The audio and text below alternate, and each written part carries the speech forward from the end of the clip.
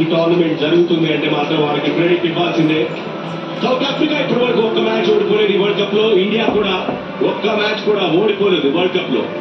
So కాబట్టి ఏ teams అయితే deserving ఉన్నాయో ఆ టీమ్సే మరి ఫైనల్స్ కి చేరుకున్నాయి. అండ్ ఇండియా 1983లో మరి మొట్టమొదటిసారి ఓడిఐ వరల్డ్ కప్ గెలిచారు.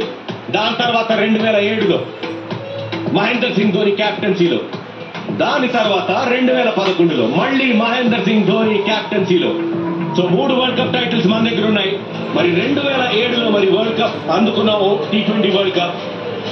అండ్ మళ్ళీ 2024లో ఇండియా చేయగలుగుతుందా లేదా? దానికంటే ముందు నేషనల్ యాంథమ్స్ వెళ్ళిపోదాం. And praise to the national anthems.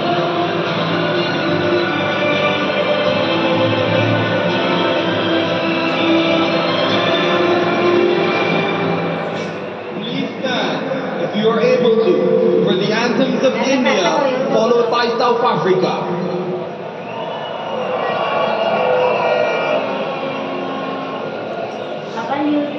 Jana Gana Mana अधिनायक जय हे भारत भाग्य विधाता, पंजाब सिंध गुजरात मराठा द्राविड उत्कल गंगा, विंध्य हिमाचल यमुना गंगा उज्जल जलधि तरंगा, तव शुभ नामे जागे, तव शुभ आशीष मांगे।